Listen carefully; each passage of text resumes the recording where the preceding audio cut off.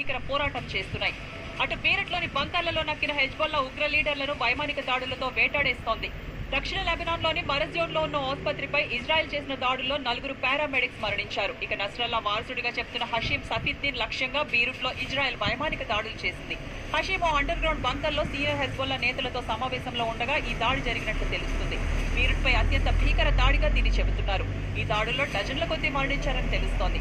గత 4 రోజులుగా దక్షిణ లెబనాన్లోని 2000 హెజ్బొల్లా స్థావరాలపై దాడులు చేశామంటోంది ఇజ్రాయెల్.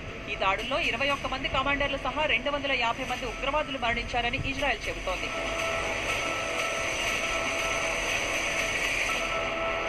అటు హెజ్బొల్లా కూడా ఇజ్రాయెల్ పై దాడులకు తెగబడుతోంది. హైఫా నగరంపై రాకెట్లు ప్రయోగించింది. హెజ్బొల్లా రాకెట్లను ఐరన్ డోమ్ వ్యవస్థతో ఇజ్రాయెల్ కూల్చేసింది.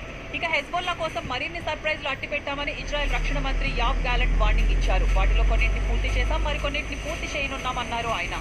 ఇరాన్ కూడా ఇజ్రాయెల్ కు వార్నింగ్ ఇచ్చింది. తమ శత్రువులను ఓడిస్తామని, వాళ్ల ప్రణాళికలను భగ్నం చేస్తామని ఇరాన్ సుప్రీం లీడర్ ఖమేనీ ప్రతిజ్ఞ చేశారు. 5 ఏళ్లలో తొలిసారిగా శుక్రవారం ఉపన్యాసంలో ప్రసంగించిన ఆయన ఇజ్రాయెల్ పై ఇటీవల చేసిన క్షిపణి దాడులను సమర్థించుకున్నారు. హమాస్ హెజ్బొల్లాలపై ఇజ్రాయెల్ ఏ విధంగానూ విజయం సాధించదన్నారు ఖమేనీ. ఇజ్రాయెల్ అంతం చూస్తామని టెహరాన్లోని జరిగిన నస్రల్లా సంస్మరణ సభలో ఆయన శపథం చేశారు.